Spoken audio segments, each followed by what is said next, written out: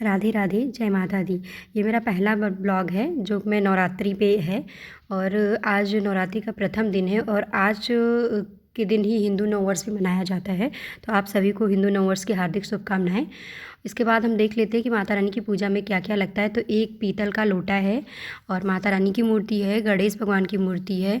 इसके लिए श्रृंगार, माता रानी को श्रृंगार चढ़ाया जाता है। तो चूड़ी, सिंदूर, बिंदी, चावल और ये है एक हल्दी की गांठ है और जनेऊ है। और इन सब चीज़ों के साथ साथ एक मैंने सिक्का रखा हुआ है और सुपारी है, माता रानी की सप्तशती की बुक है, दुर्गा चालीसा, इलायची और ये है ड्राई फ्रूट्स जो मैंने एक डिब्बे में करके रखा है जिससे मुझे बार बार लेने ना जाना पड़े। और ये नारियल है, इस नारियल में हम चुनरी और कलावा लपेट के कलश के ऊपर स्थापित करेंगे। ये अशोक के पत्ते हैं और माता रानी को पान का पत्ता चढ़ता है।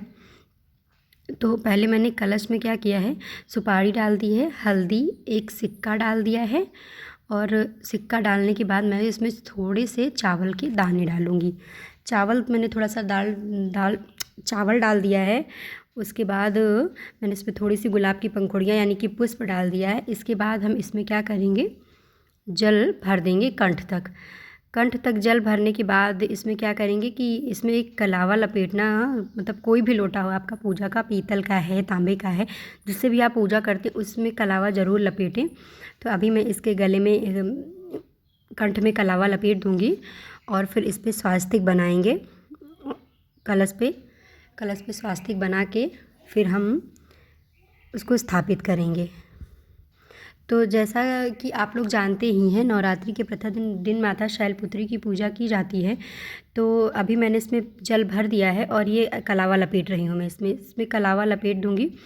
और आप जो भी मंत्र चाहें माता रानी का, वो आप मंत्र ओम श्री दुर्गाय नमः या फिर या देवी सर्वभूतेषु बुद्धिरूपेण संस्थिता नमस्तस्यै नमस्तस्यै नमस्तस्यै नमः नमः नमो नमः मंत्र का जाप आप करते रहें। फिर यहाँ पे मैंने चावल डाल दिया है और इस चावल से हम क्या करेंगे, अष्टकमल दल बनाएंगे और इस पर माता रानी का जो कलश है वो कलश हम स्थापित करेंगे। तो अष्टकमल दल बनाना तो बहुत ही इजी है, आप लोगों ने बहुत देखा भी होगा। जो सत्यनारायण भगवान की कथा होती है, कोई भी पूजा पाठ होता है तो उसमें अष्टकमल दल बनाया जाता है। तो अभी मैं अष्टकमल दल बना रही और धीरे और साथ ही साथ में माता रानी के मंत्र का मतलब जाप भी करती जा रही हूँ, ओम श्री दुर्गाय नमः, ओम श्री दुर्गाय नमः। और उसके बाद अभी हम क्या करेंगे, गणेश भगवान का आवाहन करेंगे और इस कलश को स्थापित कर देंगे। कलश को स्थापित करने के बाद फिर हम क्या करेंगे कि ये जो आम के पत्ते हैं जो मैंने वो किए हैं वो भी उसमें लगाएंगे। लेकिन मैं डायरेक्ट नहीं रखती हूँ, तो इसीलिए मैंने एक कटोरी में, मेरे पास मिट्टी का दिया नहीं था तो मैंने कटोरी में क्या किया है, थोड़ा सा चावल रखा है और अभी मैं नारियल में चुनरी लपेट रही हूँ। उसके बाद चुनरी लपेट के और उसमें कलावा बांध के इसके ऊपर रखूँगी। तो अभी मैं 5 पत्ते या 7 पत्ते, आप जितने भी चाहें, लेकिन मैंने 5 पत्ते लगाए हुए हैं तो मैं 5 पत्ते लगा के मैंने कलश पे अभी लगा रही हूँ मैं। उसके बाद मैंने लगा दिया है, चावल का एक प्लेट रख दिया है इसके ऊपर। और ये जो नारियल का मुख होता है वो हमेशा साधक की तरफ होना चाहिए, इससे क्या होता है, बहुत अच्छा होता है।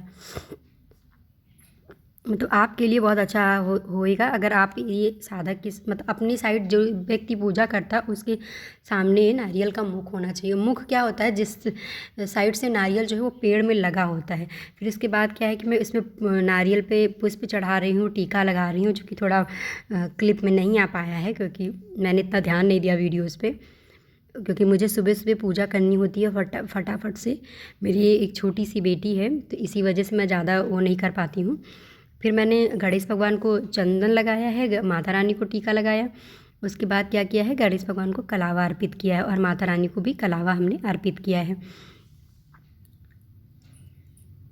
उसके बाद ये सब करने के बाद हम क्या करेंगे, माता रानी को मैंने फल, आम है और केला मैंने फल चढ़ाया और ये मैंने एक प्लेट में अष्टकमल दल बना लिया है। उसके बाद इसमें हम अपना अखंड दीप रखेंगे और अखंड दीप रखने के साथ साथ ये जो एक प्लेट में 9 माता रानी जो होती हैं 9 दिन का, उनका भोग लगता है हमारे यहाँ। तो उसमें क्या करते हैं, अशोक का पत्ता या फिर आम का पत्ता जो भी आपके पास है वो आप मतलब 9 टुकड़ों में कट करके और उसमें 9 ग्रह बना के रख देते हैं। उसमें क्या करते हैं, 9 पत्तों पे दही डालते हैं, एक एक लौंग डालते हैं और कुछ भी मीठा आपके पास बताशे हैं तो बताशे डालिए और नहीं तो आप मिश्री डालिए। तो मैंने तो इसमें मिश्री डाला हुआ है। उसके बाद मैंने ये अखंड जोत बना के रख दिया है और माता रानी से आवाहन किया है कि हे माता रानी, मेरे इस अखंड जोत को अखंड रहने का कृपा करें, जिससे मेरी दिया अखंड रूप से जलती रहे पूरे नवरात्रि पर। और कोई भी भूल चूक हो तो हमें क्षमा करिएगा माता रानी, क्योंकि आपकी पूजा कर पाएँ इतना सामर्थ्य हमारे में नहीं है, इसीलिए आप हमें क्षमा करिएगा माता रानी, कुछ भी भूल हो। इसके बाद अभी मैंने सारा चीज़ कर दिया है, कुछ इधर उधर हो तो ध्यान दे रही हूँ थोड़ा सा, फिर मैंने ये रख दिया। अभी इसमें जैसे मैंने कि अभी आपको बताया है कि मैंने 9 पत्ते रख दिए 9 ग्रह बना के। उसके बाद मैं इसमें अभी मैं लौंग डाल रही हूँ, इसमें 9 लौंग डालूँगी, उसके बाद दही और मीठा डालूँगी। आप लोग नवरात्रि की पूजा कैसे करते हैं प्लीज़ ज़रूर बताइएगा और हमारे चैनल को सब्सक्राइब करिए।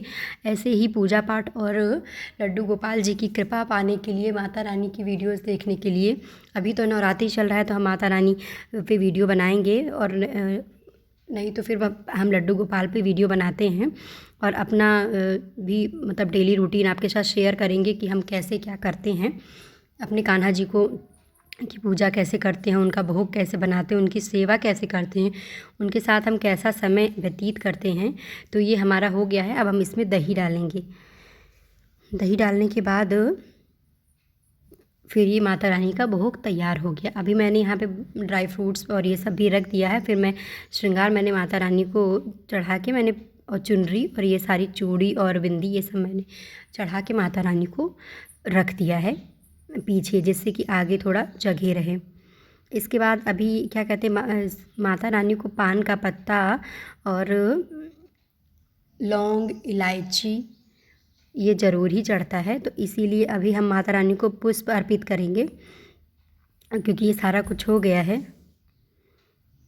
ओम श्री दुर्गाय नमः, ओम श्री दुर्गाय नमः। आप लोग कैसे पूजा करते हैं माता रानी की कमेंट करके ज़रूर बताइएगा और कमेंट में जय माता दी ज़रूर ही लिखिएगा। इससे आप सभी पर कृपा माता रानी की बनी रहेगी। माता रानी करे आप लोगों की ज़िंदगी में ये 9 वर्ष और ये चैत्र नवरात्रि आपकी ज़िंदगी में बहुत सुख समृद्धि और संपदा लेके आए। फिर ये हमने माता रानी को पान चढ़ा दिया है। पान माता रानी को चढ़ाना बहुत ही ज़रूरी होता है, तो इसीलिए इसके बाद मैंने माता रानी को पुष्प अर्पित किए हैं, रेड पुष्प और येलो लाल और पीले फूल जो कि बहुत। इसके बाद अब हम दिए माता रानी के सामने दिया जलाएंगे, आरती करेंगे। हम दुर्गा सप्तशती का पाठ करते हैं, कवच कीलक और अर्गला स्तोत्र पढ़ते हैं, दुर्गा चालीसा करते हैं। विंध्यवासिनी माता हमारी कुल देवी हैं, तो इसीलिए विंध्यवासिनी स्तोत्र और विंध्यवासिनी चालीसा भी हम रोज़ पढ़ते हैं। तो अभी हो गया है हमारा, हमने दिया माता रानी के सामने लगा दिया है। तो वो तिल के तेल का दिया है, जो अखंड ज्योति हम जलाते हैं वो तिल के तेल का है, और जो ये आरती के लिए माता रानी के सामने दिया जला रही है घी का है। आज के दिन क्या होता है, जो शैलपुत्री माता का दिन होता है उस दिन हमको गाय के दूध से बनी चीज़ें या गाय का घी माता रानी को अर्पित किया जाता है। और इससे क्या होता है कि मतलब अच्छा होता है, रोग इंसान के अगर आपको कोई रोग है, कोई कष्ट है तो वो सारे कट जाते हैं। तो इसीलिए आप कोशिश करिए कि आज के दिन आप गाय के दूध से बनी हुई चीज़ें या मतलब गाय रिलेटेड कोई भी चीज़ें करिए, चाहे घी चढ़ाइए, दूध चढ़ाइए, घी का दिया जलाइए, कुछ भी। अभी मैं जा रही हूँ दुर्गा चालीसा पढ़ने और दुर्गा सप्तशती का पाठ करने, तो वो तो मैं आपको नहीं दिखा पाऊँगी क्योंकि ये बहुत ही लंबा हो जाएगा, क्योंकि दुर्गा सप्तशती पढ़ने में बहुत टाइम लगता है। तो अब मैं दुर्गा सप्तशती पढ़ के उसके बाद मैं माता रानी की आरती कर रही हूँ और ओम जय अम्बे गौरी। इसके बाद मैं आरती करके फिर मैं अपने कान्हा जी को जगाऊंगी, क्योंकि अभी बहुत सुबह का टाइम था, मतलब 5 बज रहे थे। तो और फिर पूजा करते करते मुझे 6 साढ़े 6 बज गए। तो मैं अपने कान्हा जी को 7 बजे जगाती हूँ, इसलिए मैंने बहुत सुबह सुबह अपने कान्हा जी को नहीं जगाया। तो अब मैं आचमन करके और मैंने माता रानी को आरती दिखा दी है, और कि माता रानी कोई भी भूल चूक हो तो मुझे क्षमा करिएगा। हम क्षमा प्रार्थी हैं आपसे, जो भी कुछ हमसे गलती और त्रुटि हुई हो, हमारी पूजा को स्वीकार कीजिए और हमें क्षमा कीजिए माता रानी। देखिए, हर पूजा के अंत में क्षमा मांगना बहुत ही आवश्यक होता है, तो कि हम इंसान हैं, हमसे कुछ भी गलती हो ही सकती है, इसीलिए क्षमा मांगना अति आवश्यक है कि आप क्षमा मांगेंगे तो आपसे जो भी भूल हुई होगी माता रानी आपको क्षमा करेंगी। इसके बाद हम आ गए अपने लड्डू गोपाल जी को जगाने के लिए, क्योंकि हो गया था समय इनको उठाने का। फिर मैंने इनको जगाया, मैंने 3 ताली दी, और क्योंकि कहते हैं कि लड्डू गोपाल जी को ना नींद बहुत आती है, वो जल्दी जगते नहीं, आप उनको कितनी भी कोशिश कर लीजिए, इसलिए। और 3 ताली देने का अर्थ है कि 3 ताली दिया आप देंगे तो भगवान जी जल्दी उठ जाते हैं। फिर मैंने इनको पानी पिलाया, और मैं इनको दूध भी पिलाती हूँ, लेकिन मैंने वो वीडियोज़ मैं भूल गई, मतलब कभी कभी क्या होता है ना, फिर मैं इनको स्नान करा रही हूँ अभी मैं। और मैं कभी कभी क्या होता है ना कि मैंने कैमरा ऑन किया, उसके बाद मैं भूल गई, या फिर मैंने ऑफ़ कर दिया, मैं भूल गई, मैं कुछ कर लिया मैंने जैसे, उसके बाद मुझे याद आता कि अरे मैंने तो कैमरा ही नहीं ऑन किया था, तो इसीलिए कुछ कुछ चीज़ों की क्लिप रह गई है। फिर मेरे लड्डू गोपाल जी नहा लिए हैं, अब मैं इनको जा रही हूँ वस्त्र पहनाने।